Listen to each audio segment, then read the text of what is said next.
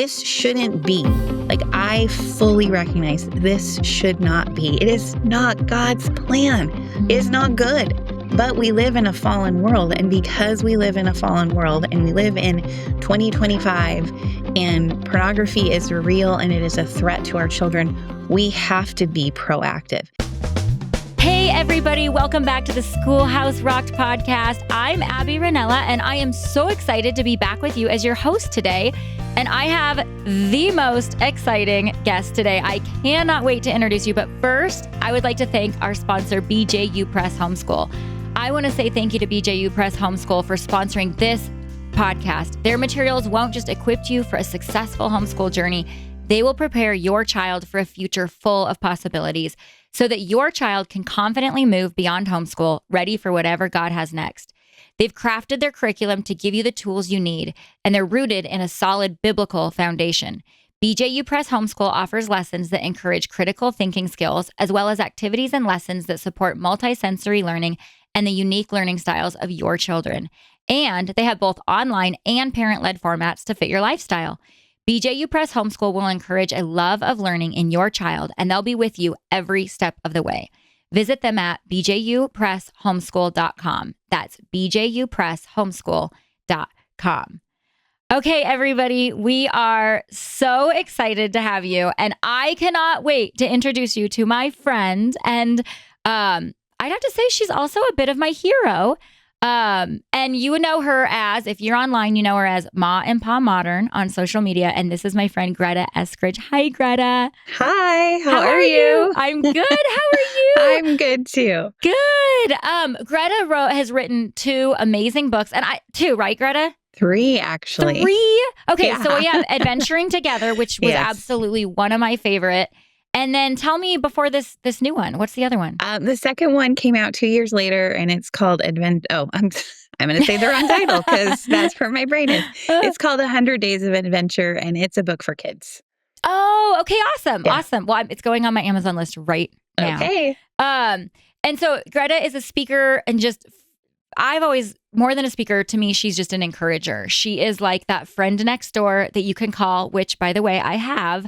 And just talk to about anything. And she is a wealth of information, but more than anything, she's going to point you to Jesus in everything she says. And that's what I most love about her. So Greta, would you introduce us to your family and any of the other fun facts that maybe I've missed about you? Sure. Well, first fun fact, I'm a second-generation homeschool mom. So I was homeschooled as a kid back in the 80s when hardly anyone else was. When we started, there was one other homeschool family in our town. Oh, my goodness. And I loved homeschooling so much that when I first met my husband, I was 18 years old, and I told him on our second date, by the way, when I have kids, I'm homeschooling them. So if you're not a fan of homeschooling, we shouldn't keep seeing each other. We shouldn't order the main course. We'll just stick to the appetizer. And here we are. Like, we've been married for 27 years, and we've homeschooled our kids from the beginning. So we have 4 kids, and 2 are done with school. 2 more are finishing up. I've got a 21, 19, almost 17, and 13. So we love homeschooling, and we also, we love being outside. We live in Southern California, and in between homeschooling and, running my home and all that stuff and being at the beach as much as possible, I also am a writer, a speaker, and a podcaster. And I love to encourage parents to cultivate connection with their kids and to help parents keep their kids safe in the online world that we live in now. I love that. It's so funny. The last 3 guests I've had on are all second-generation homeschoolers. And that tells you so much. It works, right? And it doesn't just work to go with the humdrum of life. Like, you guys are making differences in the world. You're actually, making kingdom differences, which is so cool. So today, I have loved your you know me, and the audience knows me. I love to adventure. Like, this is what I feel like I should not talk about adventure with you because you put me to shame. No, not at all. But that is something that you and I have in common that I think connects us also, is just our deep desire to connect with our kids through adventure.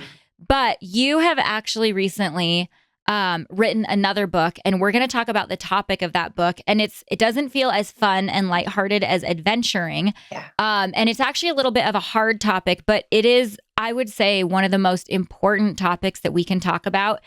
And there is, in my opinion, no better person to dive into this hard topic than you, because there's something about you, Greta. God has given you a gift to take the scary out of things. And you have a way of bringing an urgency to this topic, but matching it with an ease and a peace that makes it feel doable to parents. And you're just a gift from God in this topic. And so the topic today, and I just want to tell parents, if you have littles listening, if you have kids around you, maybe take a pause and pre-listen to this episode.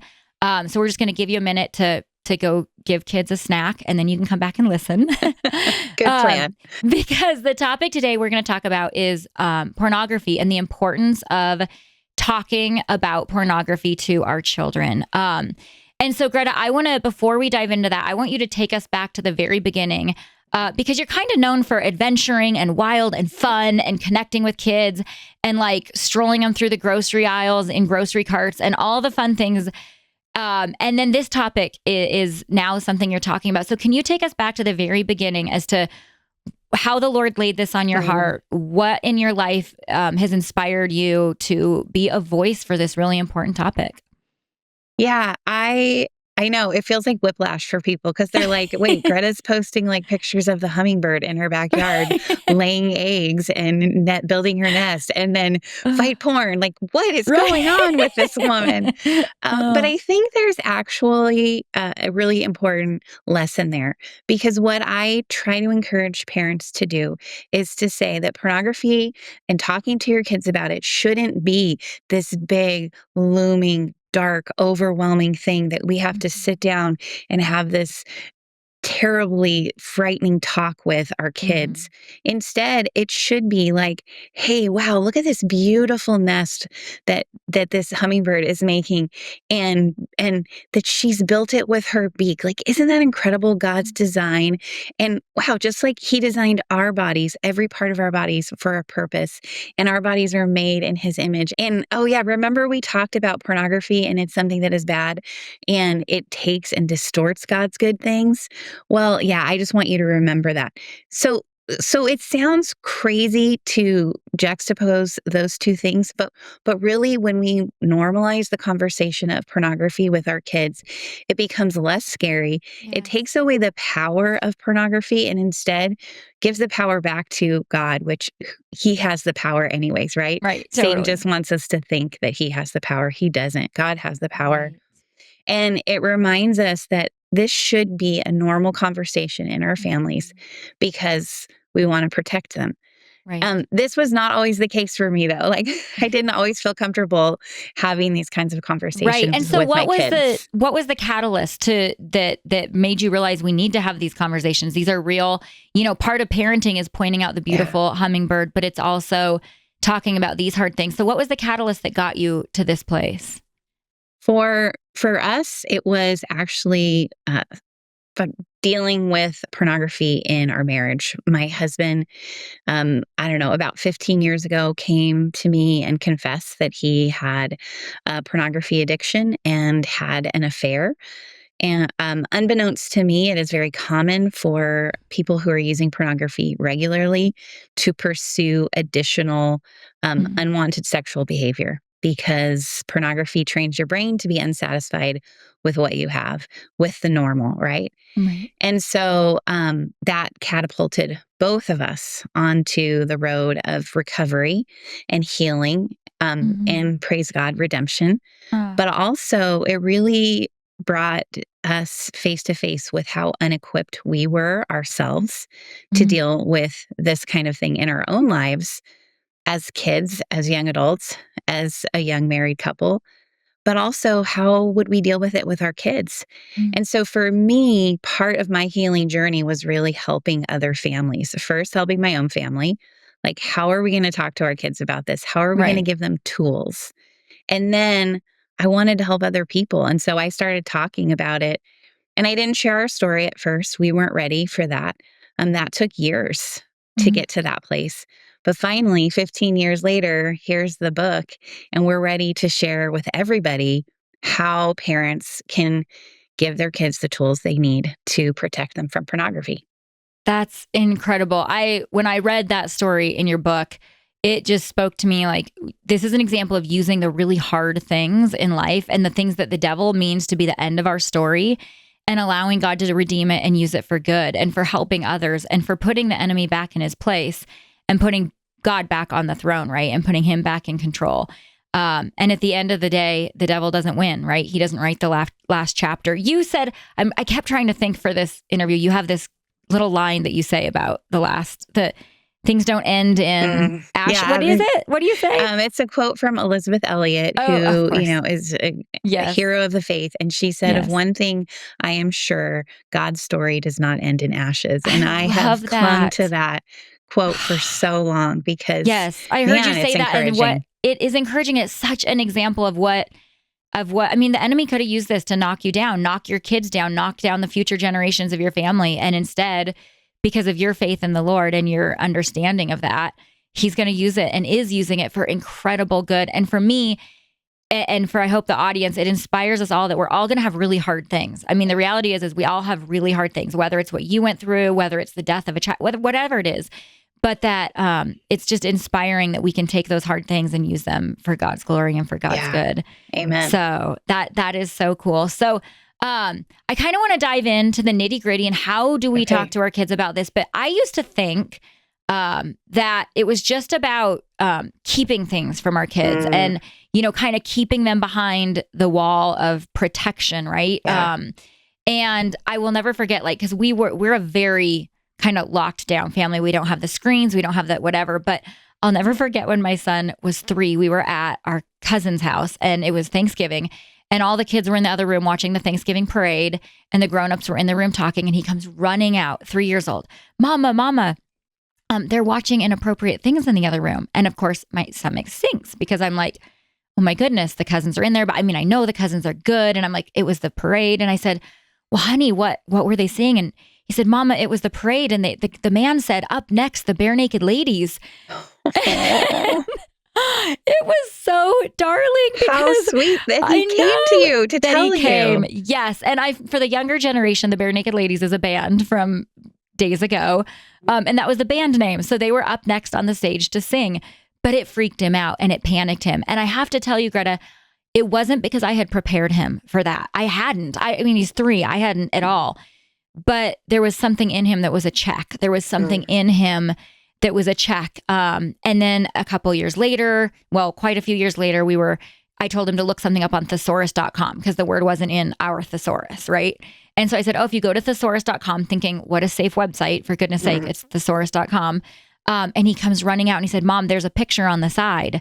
And I went in and lo and behold, there was a picture, an advertisement on the side of thesaurus.com. And Greta, it hit me right then. And I said, I can't put them behind this wall of safety. It is my job as a mom to do the best I can, but the enemy, there's a way in. And so part of what I'm learning from you is part of protecting them is preparing them. It's not just sheltering them, but it's preparing them well. And so can you talk a little bit about why it is so important that we do this really, really hard thing and talk to our kids about this? Yeah, those are phenomenal examples. I feel like I could just have you speak about this because you're so informed. But the reality is... I just read this really great book that we'll talk about a little bit later. So I'm more informed now than I was. Well, thank you. But the reality is exactly what you said. The porn industry is coming after all of us. Their goal, their desire is to get anyone, including kids, hooked on porn. That's what they do. That's why they exist. That's where their money comes from. You're saying this is not just our kids are stumbling upon it. It's out there and it's accidental. They are actually intentionally coming after our kids. Yeah. I mean, think about it. If there's a pop-up ad that comes alongside of, thesaurus.com, right? That's not an accident. Those things are put there in place. The whole industry of the internet, and especially of anything like, advertisements, apps, like they want to get our attention. Right. That's why they exist. They want to get our attention. They want us to Right. click on it. They want us to spend time there. The porn industry is the same. They want to get our attention. They want us to click on it.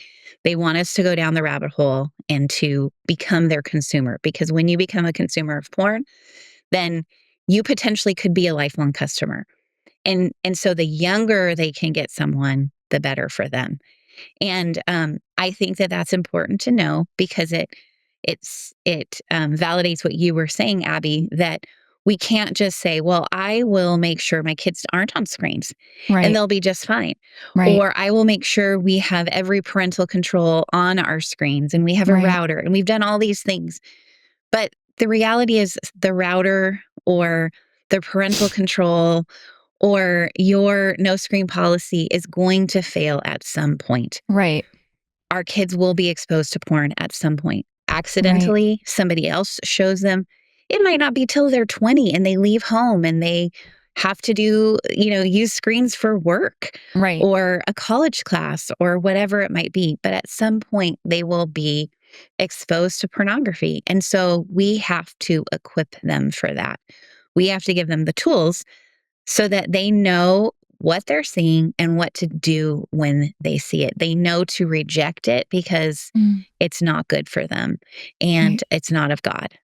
Oh, I love that. And I hate that and I love that at the same time. That's this topic, right? Yeah. The other thing that I am learning with these, and we can talk a little bit more about this later of like practical things, but with some of these protectors or like I'm even thinking on the television, you can say, oh, it's only kid-friendly shows. Well, somebody else's idea of what's appropriate for my child is very different than what I deem appropriate. Obviously, thesaurus.com thought that was not a bad, thing to put on there. They thought it was completely acceptable. And so I learned that very quickly. I thought, oh, everybody has the same values that we do, right? And then you realize, oh, a kid-appropriate show in their mind is not a kid-appropriate show in my mind. And so that really opened my eyes. Can I add one thing to it also? Yes. Like if we understand that our culture is a pornified culture, and that means like it's normalizing and minimizing porn so that an image that people would be like, well, it wasn't a pornographic image, right? It was probably just like, a seductive image or it showed a lot of cleavage or whatever. Right. But if we understand that constantly exposing ourselves or our kids to those kinds of images desensitizes us so that we do we're like, oh yeah, that's no big deal. Like, oh, that's normal. No, it's not normal. Like we need to recognize that our kids are growing up in a culture that wants them to be desensitized to soft porn, to images that are highly sexualized so that it doesn't bother them. And then you're like, oh, maybe even incites a craving for more. Or we ignore that so that when they see something that is more hardcore, then they're like, oh yeah, that actually caught my attention. The other stuff didn't. That's what parents need to be aware of because when we recognize that, we'll be more passionate about protecting our kids. Have you tried CTC Math yet with your child? Here's a testimonial from another happy homeschool mom. Amber said, I'm absolutely thrilled with CTC Math. It's a rare find that I've used with my children for more than 5 years now. I have 6 children using CTC Math, and each child has found it easy to navigate and very applicable. Thank you so much for all that you are doing in providing quality math lessons for my children. If you're looking for a great online math program, visit ctcmath.com. That's ctcmath.com. Join Apologia for the Homeschool Bootcamp, a free video series that provides practical guidance and wisdom from experienced homeschool parents. You'll discover how to equip your family for academic, social, and spiritual success. Plus, you'll discover how to build deeper and stronger family relationships. Homeschool Bootcamp covers how to break free from the public school mindset, daily planning, supporting students with learning challenges, homeschooling as a working parent, navigating the high school years, and much more. Find this incredible free homeschool resource at apologia.com/bootcamp. Okay, we're back. And you used a term that I want you to dive a little bit more because it's familiar. I mean, I read the book, I know what it means now, but help parents that maybe this is all brand new. I mean, honestly, I bet you most of our listeners are just jaw drop, eyes wide open going, I didn't even think of this yet, right? What do you mean by, and you dove into it a little bit, but give us an example in a day-to-day of what a pornified culture, how that would infiltrate, say, a Christian homeschool, because we're talking to homeschoolers who thinks that, no, this wouldn't happen. Like, what are the little bits and the little ways? I mean, that's how the enemy works, right? He doesn't just come in and overtake. It's little by little by little. So explain a little bit about what you mean with this pornified culture thing. Okay, so this is an example that happened to us not too long ago. It wasn't on a screen in our house. Nobody saw it on a phone. So, this is for the family who's like, well, we're not watching TV. We don't have a TV, so we didn't see the commercial. We're careful of screens. Like, nobody just has free access to the internet. I mean, my older kids do, but they're 21 and 19. So we're talking like when they were little, definitely not. But we were driving past a fast food restaurant. And in the window, they had a big sticker, and it was a picture of a chip, and like a tortilla chip, and it was pixelated and fuzzed out, which that immediately tells you this is giving you the impression that this is an inappropriate image. Right. My kids know exactly what this is. Even my youngest, who was, 12 at the time. And when they were little, they would have understood it as well. And then the tagline for the chip that was pixelated and fuzzed out was, eat naked. And what they wanted you to understand was they were saying like, oh, you don't have to dip the chips in salsa or queso. You could just eat the chip naked. But of course, what are they trying to get you to think about? And my kids immediately picked up on it. They're like, oh, they're trying to get us to think about being naked instead of just eating chips, because you see the word naked and your eyes go to it instantly, right? Sex sells. And so when our kids are exposed to this kind of imaging, and I have like so many more examples of that, that they're exposed to these kinds of ideas, these kinds of images, this kind of marketing, what it does is it shows us that, like I said, sex sells. We're sexualizing everything, even dipping chips in salsa. Like, it's everywhere.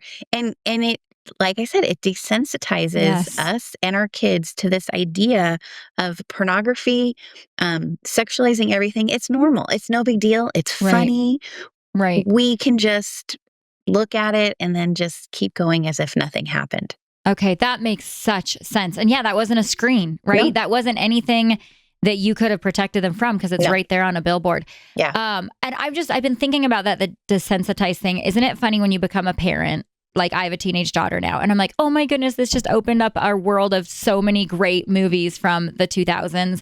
All the mother-daughter chick flicks we can watch, like, While You Were Sleeping, and you've got Mail. And so we turn them on, and at Greta, I'm like, this whole movie's about sex. Like, and I'm like, why when I watched that in my 20s, was I not as appalled? And I realized because I was desensitized, because I didn't even think about it. But now that I have a kid next to me, right? Once you watch a movie with your kid, all of a sudden you see all the things that you didn't notice and pay attention to. Yeah. And that desensitization is so real. And it's so evident to me now that I'm more sensitive to it. And how much I used to not be. And so that is such a good, so you're saying, now this is my question. So you're saying you're talking about this all the time with your kids, right? Like, that's what I hear you saying. So my first question is, how early, right? How early? Because most parents think, oh, as they get closer to puberty, we're going to have the one and done talk. We're going to open the book, go through the thing, and then I can check that off my list and we can move on to the next thing. So I want you to share and hit a little bit about how early are you doing this? And then what you're kind of saying is this isn't a one and done, right? Yeah. This is a nonstop talking to our kids about this. Yes. So here's the thing. A first-time exposure, typically, what research is showing us and what I hear from parents, so it's not just like research, but like actual parents talking to me, first-time exposure to pornography almost always this is accidental, is somewhere between the ages of 8 and 11. Wow. So it's young, right? Yeah. Because kids are on screens a lot. And that's where first-time exposure generally is happening. Okay. And it doesn't mean that it's always their screen. It also could be their, at practice for baseball and somebody on their team has a screen, or they're at church or a homeschool outing. There is no like, oh, well, just because it's church or just because it's homeschooled, or we know everybody on the baseball team that they're safe. You just don't, because everybody has different screen rules. Everybody is equally open to the temptation of pornography. That even is such kids. a good point. So we can't fall into this. My kids don't have screens because they do have billboards, right? Yeah. And they do, like you said, I've never, a lot of parents don't think, wow, the kid next to them has a screen. That's all. That's all you need to see things that don't need to be seen. Right. Yeah. So since first-time exposure is happening that young, the ideal is to talk to our kids about pornography before first-time exposure so that they know what to do when they see it. And this is really hard for parents to wrap their heads around because they're like, well, I don't want to talk to my young kid about it. But think you are actually equipping them. If you talk to them before exposure, then they know what to do when they see it instead of being paralyzed and being like, I don't know what to do with what I'm seeing right now. I can't process it. Feeling like deep in shame from what they've seen, or feeling curious and going back to look for more because they didn't know that they shouldn't, not knowing that they should talk to you. Like, we're leaving them completely unequipped if we don't say anything. Right. So ideally, you want to talk to your kids, I say, before the age of 8 for that first conversation, because you want to talk to them before they're accidentally exposed to pornography. That makes such sense. And I heard, so a long time ago, my pastor's wife, we were driving through, I'm raising my kids in this generation, right? And so we were driving through a city and there's people, guys holding guys' hands and girls kissing girls. And I have a 5-year-old. And I'm like, well, I guess we get to talk about that now, right? And I remember at one point my pastor's wife was like, oh, that is so early. You should never be talking, because she's from a different generation, right? They didn't need to. But I learned very quickly, we have to. And it reminded me of, like, when we're outdoors, I'm going to show my kids the poisonous berries not to eat before they eat them. I'm not going to let them eat them and then be like, oh, sorry, you might die now. I forgot to tell you. I forgot to tell you. Or I was just waiting to see. I didn't want to scare you. Yeah, totally. I didn't want to scare you. And I didn't think about it. And so it's really no different. It's just that this word porn scares us. Yes. And so we hold back from sharing. But it's no different than the poisonous berry. So you're saying before the age of 8, but now everybody is saying how. So, okay. So like, it is really easy to be like, see that berry, see that color, see that bush, that will kill you. That's not hard.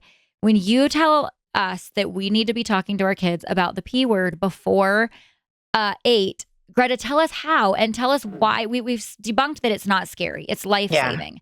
Yeah. But give us a practical, okay, do I just walk up to my kid and be like, here's a picture of porn, don't ever look at this again, right? I'm assuming that's not the way. No pictures. Okay, so help us understand how this works. Well, that I will say the first conversation is going to feel challenging. Like, your stomach might be upset. You might feel like really wildly nervous. But I want to start off by giving you a piece of assurance. Okay. For our kids, the word pornography doesn't carry the weight and the heaviness that it does for us. Oh, because we have a lifetime of maybe our own pain with pornography, or fear, or shame. All of these things that it means to us, maybe even feels like to us because we've had these negative experiences. But for our kids, for the most part, they haven't been exposed to it. They've never heard of it. They don't carry the weight. So we're not saddling them with this heaviness. We're actually empowering them to protect them from that heaviness that we feel. Wow. That pause on that for a moment. Like, we're putting the weirdness into it, right? We're bringing the fear into it. They don't have it. Yeah. And that's important because it should alleviate some of this heavy fear that we feel having this conversation. And then the second thing I want to say is, I understand that it is difficult to have this conversation. And in the perfect world that God created that was free of sin, we wouldn't have to talk to children about pornography. This shouldn't be. Like, I fully recognize this should not be. It is not God's plan. It is not good. But we live in a fallen world. And because we live in a fallen world and we live in 2025 and pornography is real and it is a threat to our children, we have to be proactive. And so I recognize the weight, I recognize the fear and the heaviness, but God is still bigger than pornography. And we can step into his power to have that first conversation with our kids. And this is what it could look like. Okay. If you have a 7-year-old, let's say, your 7-year-old daughter, and you're baking cookies or you're sitting in the car, doesn't have to be like you sit down face to face in the living room. Like, we are going to have a very serious talk now. In fact, it should be as lighthearted as possible while you're doing everyday real life things. Sweetie, I need to tell you something about staying safe, especially around screens. And there's this thing that you can see on screens, and it's called pornography. Pornography is pictures or movies of people who have no clothes on. We can see all of their private parts. We know that we do not show other people our private parts. They don't see ours. We don't see theirs. And if you ever saw a picture or a movie like that on a screen, like you're using mommy's phone or you're on a tablet playing a game or doing something for school. Thesaurus.com. Thesaurus.com. You're, on a website to draw pictures because you wanted to draw some fun pictures.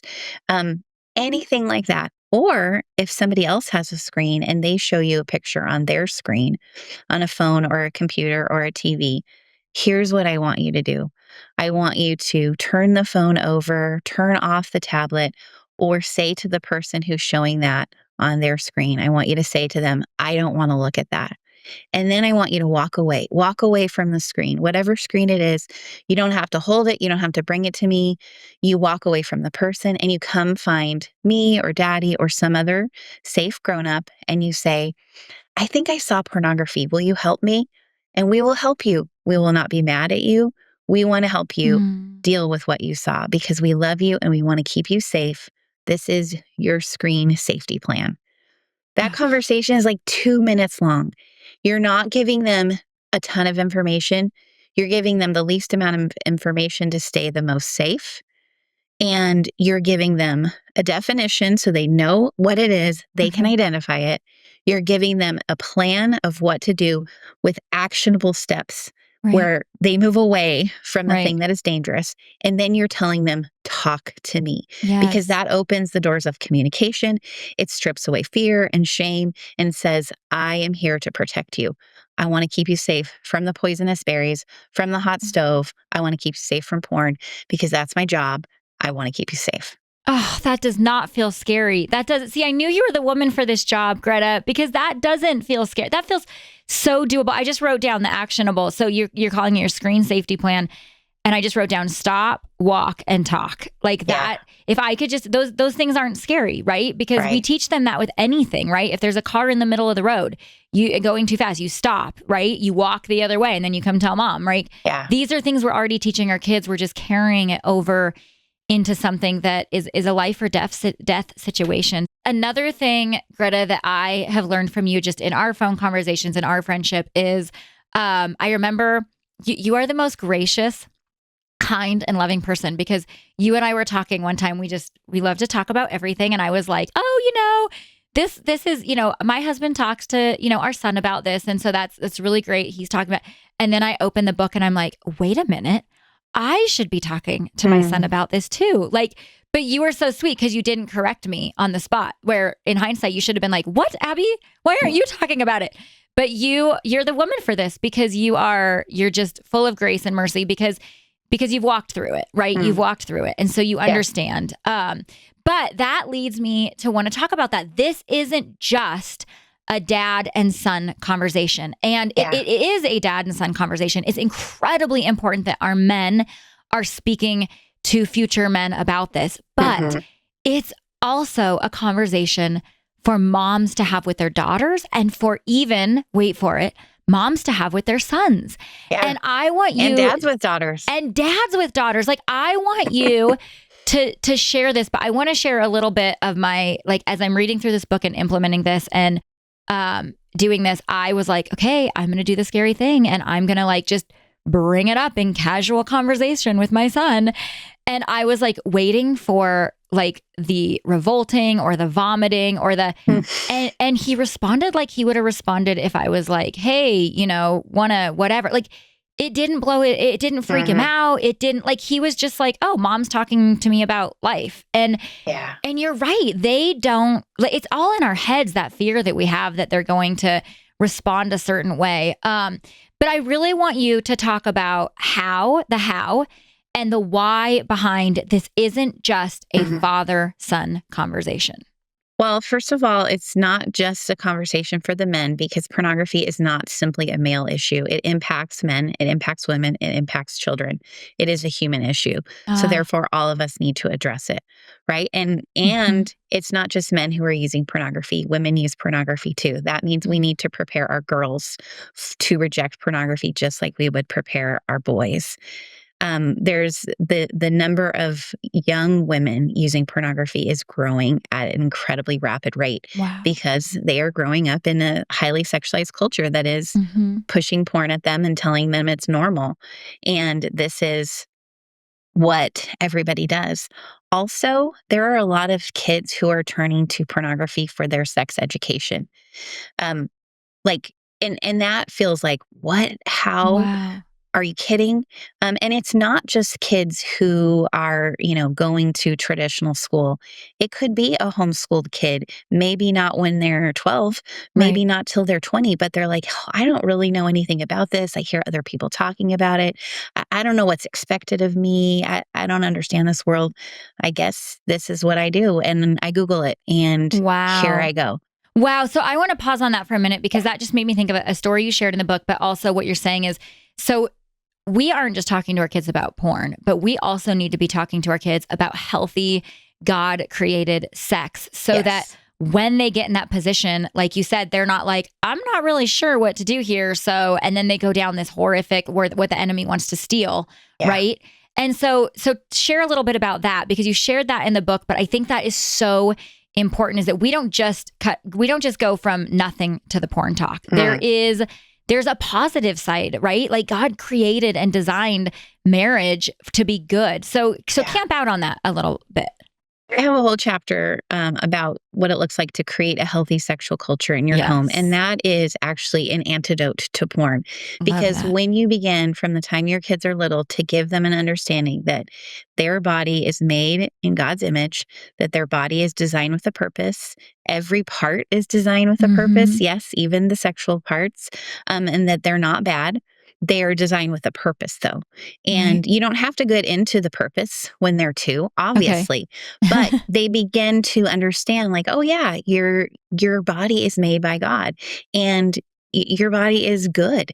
And when we begin with that idea in mind, that begins to create that healthy sexual culture in our home, where there isn't this, like, we don't talk about it. We don't say anything about sex or porn or anything like that, because we just don't know how. And it begins to create this kind of atmosphere of shame and fear.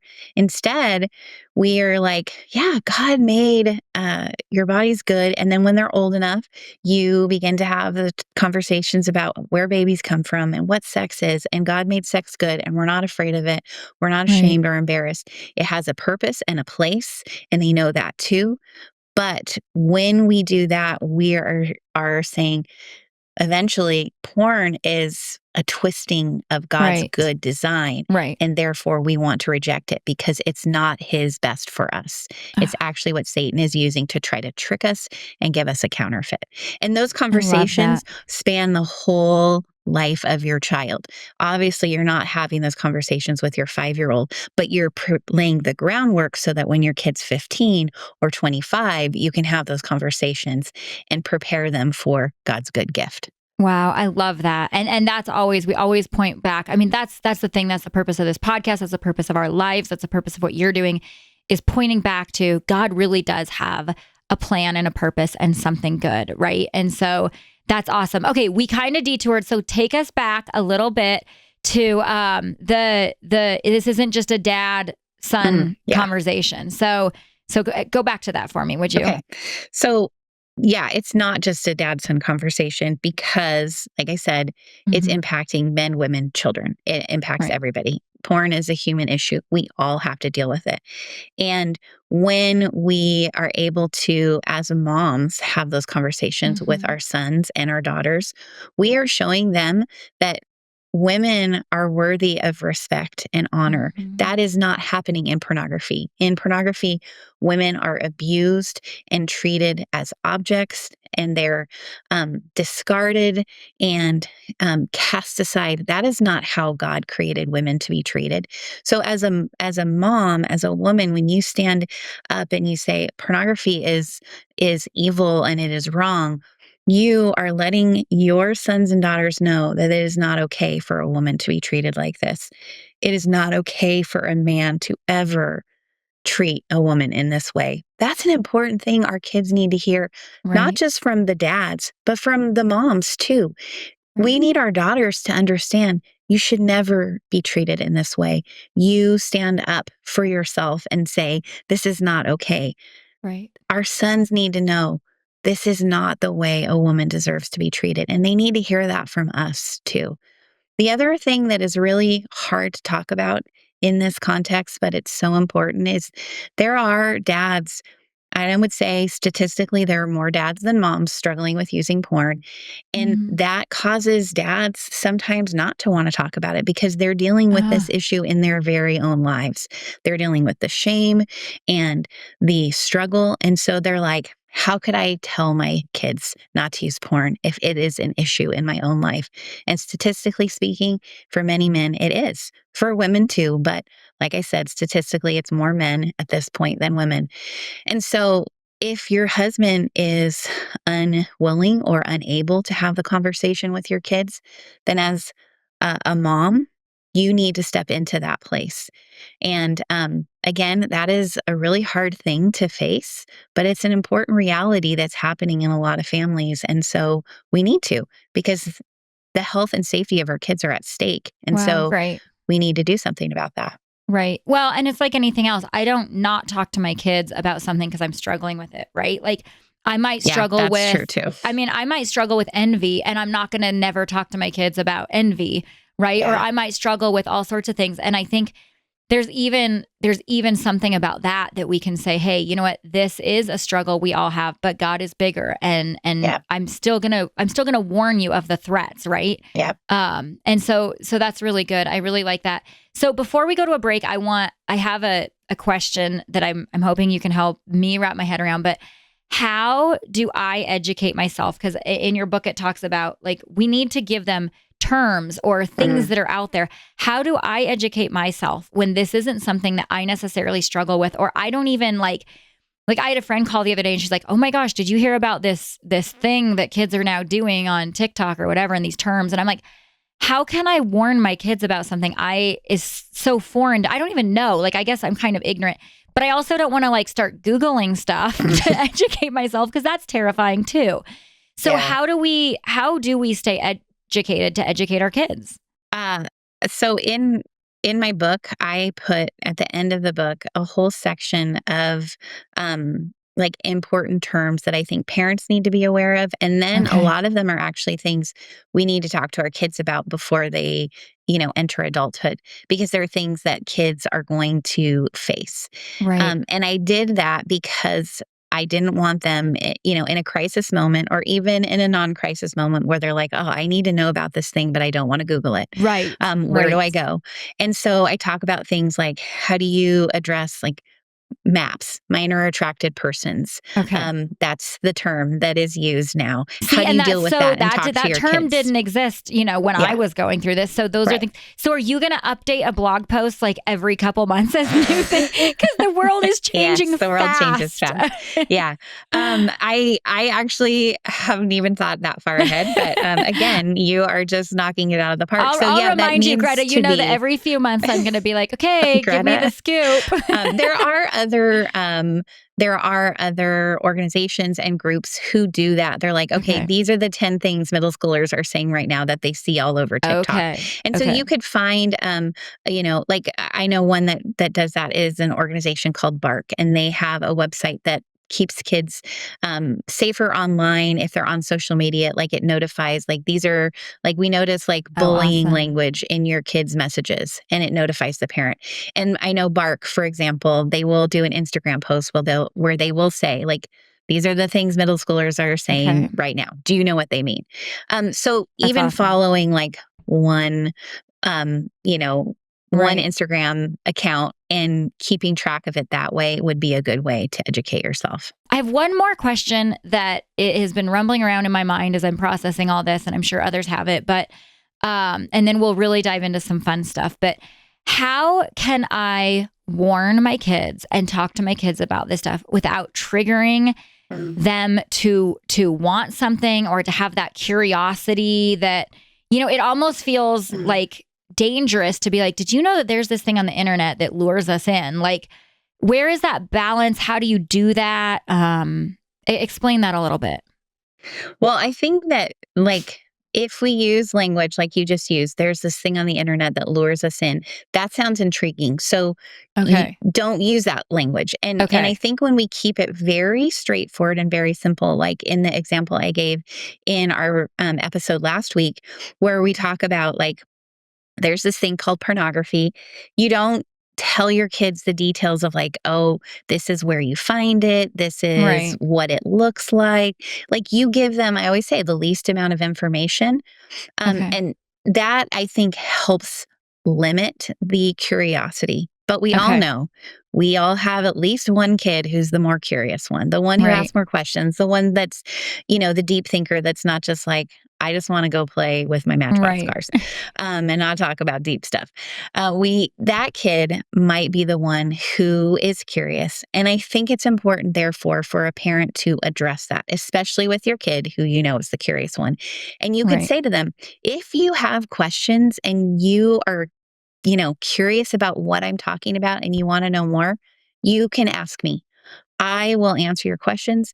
I will be here to help you.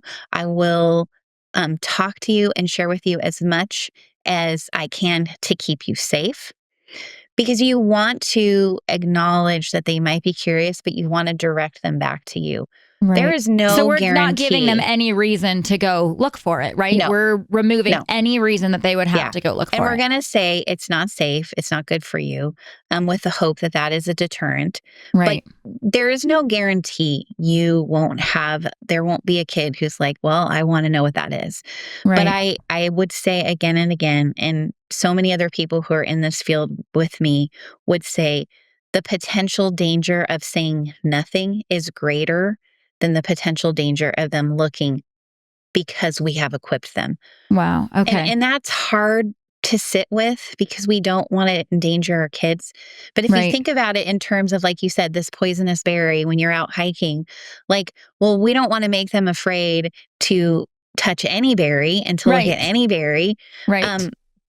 But we need to tell them for sure that there is a berry that could kill them if they eat it. Right. Like that is more important than the potential danger of them being scared, of them being like, well, I wonder if this is a berry I could try. Like they could do that. You have that curious kid, but it's more important to keep them safe from the ultimate danger. Right. I agree. And I also think it just sharing with them that, eating the poisonous berry is going to eliminate any chance of eating the good berry. Like pornography is going to ruin a really great sex life and marriage someday, right? Yeah. And eating the poisonous berry, you'll be dead. So you don't get to eat the delicious berry that's 5 feet down the trail, right? Like, and those are conversations you have with your teen. Like that is a real, like, honest conversation that you need to have with an older teen. Like this isn't just about keeping you safe from bad images. By the time your kid's an older teen, be like, this will have an impact on a healthy, beautiful sex life with your spouse in the future. It can impact you for your whole life. Right. And I think you said something else that I want parents to know. This isn't a guarantee. Greta's book isn't a formula. Just like we know that homeschooling does not guarantee your kids are going to get saved. Talking to your kids about pornography it's going to definitely reduce the chances. It's going to give them a fighting chance to stay away from it. But at the end of the day, we as parents know that it's going to be prayer and it's going to be the Holy Spirit. And I want to say that our greatest line of defense, even before preparing, is praying. But it can't end there. We have to pray for our kids. We have to seek the Lord. We have to ask for conviction in their own hearts. And then we have to prepare them. And then at the end of the day, we do this out of obedience to God, not because we're guaranteed an outcome, right? Right. And so we obey God by giving our kids what they need to navigate this crazy and insane world. So, okay. So Greta, before we kind of deviate a little from that, is there any other, like, just something on your heart from this book that you just feel like you have to share? Well, I love what you said about prayer. And I think that brings us back to a place of hope. I think it's very tempting to parent out of fear in this situation. But I want to remind parents that we actually don't have to parent from a place of fear. We can parent from a place of hope because we serve a God who is bigger than pornography. One of my favorite quotes, an additional one than the one I shared last week, is from Corrie ten Boom, and actually from her sister Betsy when they were in a Nazi concentration camp. And Betsy said, "There's no pit so deep that God's love is not deeper still." And I think about that in terms of pornography. For so many of us, we're like, oh, I'm paralyzed by this deep, dark pit. And I think there's no way to climb out of it. If my kid is exposed, it's the end of the story. If I'm dealing with it in my marriage, it's the end of the story. And it's not. There is no pit so deep that God's love is not deeper still. He is bigger than even the pit of pornography, and he can help protect your kids, and he can help if they're exposed, if they're struggling. He is bigger than that. And that can give us hope in a seemingly really dark place. Wow. God is bigger. Right. Well, I mean, just look at your story, right? What the enemy meant for evil. And I mean, just the incredible gift that you are, and families wouldn't be reached if that wouldn't have happened. God totally redeemed it. So can you share a Bible verse that got you through your hardest times? Yeah. I love the verse from Romans 12:21 that says, "Do not be overcome by evil, but overcome evil with good," because it gave me two places to step into God's healing power, to not be overcome by the evil that had happened in my own marriage, in our life, and to not just be laid flat and say, I'm without hope, I'm without healing, but then to overcome evil with good. It gave me an action step, we can work on healing our marriage, we can work on healing our family, and now we can work on helping other families find healing. So that's one of my most favorite verses. I love that verse. And do you have a specific verse that you would leave with parents as we are feeling this? I think every kid needs to learn Psalm 139:14 and to memorize it. I praise you because I am fearfully and wonderfully made. Your works are wonderful. I know that full well. I believe every kid needs to know that they are made in God's image, and so are other humans, because when they know that truth and they hold on to it, then they know they need to treat others with the respect and honor they deserve, because they are human beings made in God's image. Oh, I love that. I love that. Thank you. Thank you. Okay, so I'm going to show everybody right now. Here it comes. If you're on YouTube, you get to see how cute this important book is. Okay, let me find. So this is it. It's time to talk to your kids about porn. And you can find this book anywhere that you can find books. And I want to tell you, this is not a suggestion. This book is a must-have. There is really no other book like this. There's no other book that's written with a mom heart, but also with the research and the wisdom and the experience and just the tips and tricks. It was so readable. It made sense. I didn't read this very lofty idea and then have to try to figure it out on my own. I mean, you gave the heart, the idea, the big picture, and then you gave step-by-step action plans. I mean, you even gave, if parents are really nervous, you gave okay, follow this, read this, right? Here is the prompt scripts. To actually, scripts. I mean, there's scripts in here. It is such an important book. And And I would say buy it now. If you are pregnant, buy this book. Put this book, read it in each season that your kids are in, because Greta has broken it down. Like, how do you talk to the little kids? How do you talk to the older? It's not a one and done book. It is a resource for guiding, for equipping, for protecting our children. So get this book. And now, before we close out, I just want to ask you, Greta, because you're just such a fun friend. I want to ask you all the fun things. Plus, on a heavy topic like this, we want to like end very lighthearted. But I think you already did that with the message of hope. And I pray that is what parents leave. And when they turn off their phones from listening to this, that they feel hopeful, not afraid, not defeated, but almost excited and hopeful. That whether you're just starting your parenting journey, you have the hope that you get to do this. Whether you're done and you feel like you made mistakes, you have the hope that God can redeem all things. So, okay, but before we leave, I'm going to just like fire off some fun questions. What is your favorite book? My favorite book is by Corrie ten Boom, and it's The Hiding Place. That's my favorite. That's Yvette, who's also the producer. It's the best book. It really is. I love it. See, we're twins. We're twinsies in so many ways. That is okay. So I have to ask you, did you read the second one that was called, it's the second book, and I've read so many of her books, but I don't remember the names. There's one that's all about, I can't remember the name, but it's what happened after, once she was released, like her whole mission and going to the States and all that. Tramp for the Lord? Yes, Tramp for the Lord. Yeah. It wasn't anywhere near as good as Hiding Place. Not even, there's no book that is good. Yeah. She is buried. Corrie ten Boom is buried like 20 minutes from our house. And a few years ago, we found that out. And my youngest son, who loves Corrie so much, he wants to name one of his daughters Corrie. One day, we took a bouquet of tulips and we laid it on her grave. And we just said a prayer, like, to thank God for her life. Like, it was so powerful. I didn't realize she was buried in California. Yeah, I thought she would be buried in Holland. I was like so surprised. Yeah, for sure. Me too. The end of her life, she spent in Southern California, and that's where she was buried. So I have a deep, abiding love for Corrie, and she's so important in my life. Too. Okay, so then the third book Yvette is always telling me to read, and it's called The 5 Silent Years. Yeah, Have you read that? About the end of her life. Yeah. Okay, I have not read it because I think it could probably, I'm just assuming it's a boring book, because how do you have 5 silent years and write a whole book?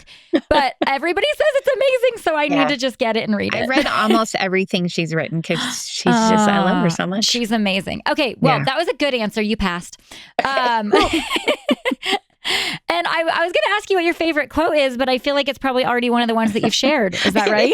I was actually going to share either the Corrie ten Boom or the Elizabeth Elliot quote from the last episode. So okay, we'll say them again so that people can get out your pen and paper. Ready? Okay. Tell us. Elizabeth Elliot's was, "Of one thing I am sure, God's story never ends in ashes." Oh, I love it. It's so hopeful and so powerful.